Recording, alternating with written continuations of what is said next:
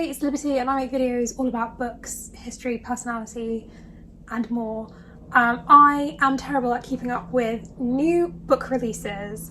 However, with this world event that we are living through, I want to make an effort this year because while people have definitely been picking up more books, apparently classics have been booming and debut authors and relatively unknown authors have not been having a great time of it, so that is my priority. So here is my list of the best books that I think I want to read that are coming out in 2022. Now, I read mostly historical fiction, fantasy, YA, if I'm being honest. So there is plenty of those, but there are also contemporary and other books on this list too. If you like this video, do give it a little thumbs up, and I make all sorts of videos about books, history, etc. So do check those out if you want.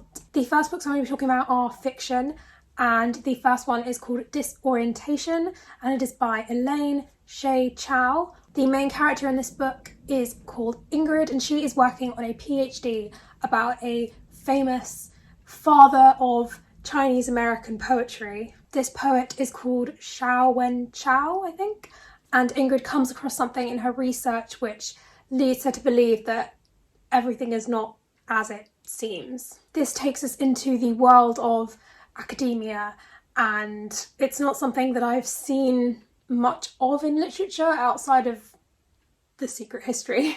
This book tackles issues such as identity politics, cultural appropriation, cultural identity, white liberalism, but most importantly, this is fundamentally a story about Ingrid and her self-discovery and her journey and her identity. And it focuses a lot on her memories, her biases, all the things that she has to overcome in her own life. This is a debut novel, so starting off strong. This book is coming out in July, so it's a long time to wait, but still, I actually can't wait to read this. It sounds great.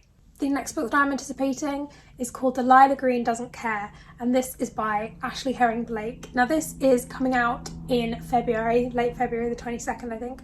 And this is a queer rom-com. This is an adult release. I have heard of her young adult books, including Girl Made of Stars, I think. And in fact, I think it's her adult debut. This novel centers around Delilah Green, who is a photographer living in New York. She has no plans to return to her hometown. However, when her stepsister gets married, she sort of gets cajoled into doing the photography for the wedding. So she's there, she's in her hometown, Bright Falls, and she has no intention on staying. But when she meets, well, or should I say re-meets, one of the bridesmaids, things get a little complicated. Claire is a single mother. She runs a bookstore, doesn't really like surprises. So this is, you know, it's an interesting match. I have completely got over all my snobbiness regarding romance books. The next book I'm talking about is called A Novel Obsession, and this is by Caitlin Barish. This is another debut. It's coming out in March, in the middle of March sometime. Naomi Ackerman is our main character, and she is living in New York as a bookseller,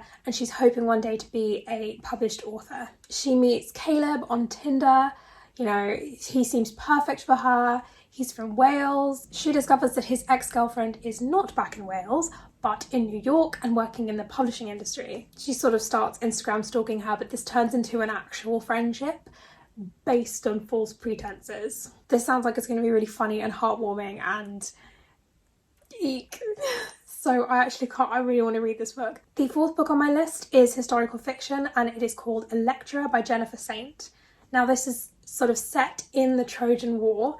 We've got classical history now. We have three main characters in this novel. The first is Clytemnestra, who is the wife of King Agamemnon. I always say that wrong. King Agamemnon. Moments later. A few moments later. Agamemnon. One eternity later. King Agamemnon. There we go. Whew. And she's also the sister of Helen of Troy, who obviously her kidnap starts the whole war. We also follow Cassandra, who is a princess of Troy and the sister of Paris, who's the one who snatches Helen away. We also follow the title character Electra, who is Clytemnestra's daughter. It's interesting because this book is all about curses from the gods sort of put on families So it seems quite remote from us, but actually it is all about trauma and, you know, family trauma and suffering and how that can be passed down through the generations. And I think that is a universal thing throughout time that people can relate to, or hopefully not relate to, but sadly some will. I grew up on Greek and Roman myths. I love Cassandra as a character. This book is coming out in May, I think the 3rd or the 4th. Now on to the fantasy releases that I'm excited for. The first is Gallant by V.E. Schwab, and I have already pre-ordered this book. I pre-ordered a signed copy. It's coming out in March. This is adult fantasy. Something I realised is that she is V.E. Schwab when she's writing adult fantasy and Victoria Schwab when she's writing for YA. Just a fun fact. The main character of this book is Olivia Pryor. This is a book all about shadows and like seams. Everything meets its shadow at a particular point, and the point where the shadow and the object meet is called the seam. Olivia has grown up in a school for girls, and the only thing that she has from her parents is like an old journal of her mother's, and Olivia can see her mother slowly going mad as she writes. A letter suddenly arrives for Olivia, sort of calling her home to a place called Gallant.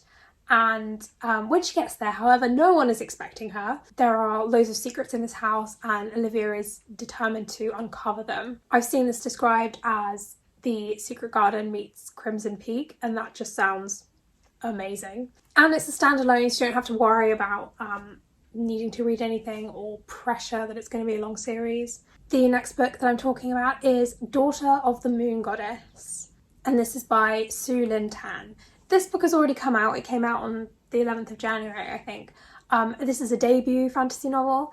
It is inspired by the legend of the Chinese moon goddess. Xing Yin is the main character, and she has grown up on the moon. Now, her mother had been exiled by the Celestial Emperor for stealing his sort of tonic for immortality, and so she's sort of grown up in the shadows, hidden away. However, it is soon discovered that she has magic, which flares, and she's forced to leave her mother, her home. She makes her way to the Celestial Kingdom in disguise in order to learn how to control her magic and to train. Of course, she ends up on a quest, confronting loads of things.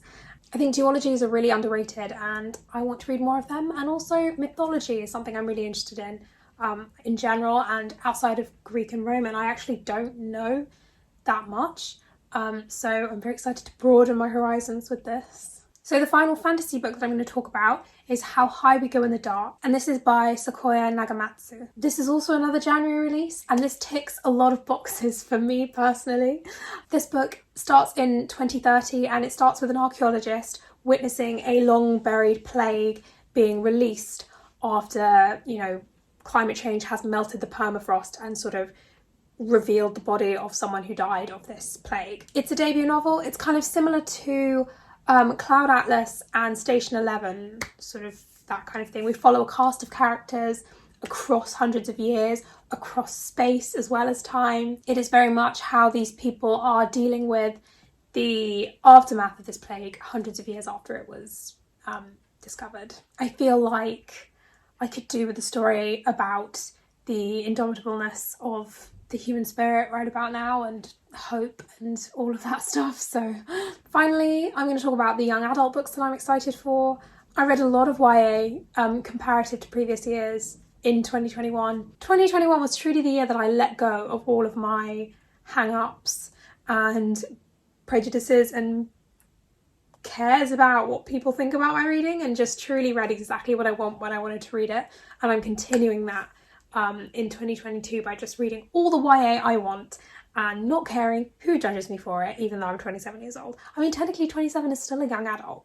I don't have to worry about that until August. Keep telling yourself that, darling. The first book that I'm going to talk about is One for All by Lily Lainoff. This has been described as a Three Musketeers retelling. Tick, tick, tick. The main character is Tanya. She has a chronic illness that leaves her really dizzy. Her father has been murdered, and she's sort of heading off to finishing school at the start of this novel. But this is no ordinary finishing school. This is a finishing school where they train young ladies to be musketeers, but also socialites, you know, deadly and ready to protect France from any threat, wherever it comes from. Tanya doesn't want to be known as the sick girl. You know, she wants to be a musketeer like her father. There are found family vibes, murder mystery. It's very exciting. And this is also a debut novel, so going well with my goals. The next book is No Filter and Other Lies, and this is by Crystal Maldonado. This is coming out on the 1st of February, very close. And the main character is Kat Sanchez, and she is 16 years old. Her real life and her life on social media are very different. Online, she's created this persona who is 21 years old, Max Monroe, who is an Instagram influencer. Adventurous, doing things, and someone who gives out a lot of advice. However, she has not been using pictures of herself for this persona. And when one of her posts goes viral, she has a big problem on her hands. Catfishing is something that has been around as long as the internet has been around. There's something intriguing about that combining in some way with influencer culture, like keeping up the lie itself. I watched that film Sienna Burgess something that was on Netflix, and I didn't like that because it was actually really toxic, and the whole message behind it and everything just wasn't for me. So I hope this doesn't go down that route, but I am curious enough to potentially read it when it comes out. The final book that I'm going to be talking about is The Red Palace by June Her. This is coming out on the 25th of January, so super soon. It is set in Korea in 1758. Our main character Hyun is 18 years old, and she is working as a palace nurse in the capital. Opportunities for illegitimate daughters are not massive, and so she's trying to do a good job, keep her head down, you know, gain the respect of her estranged father. However, in the palace that she's working in, 4 women get murdered on the same night, and she finds herself involved in the mystery. She starts her own investigation. Love a murder mystery, love historical fiction. This is right up my alley. I don't want to say too much because murder mysteries, the whole point is that you want to go in it not knowing that much.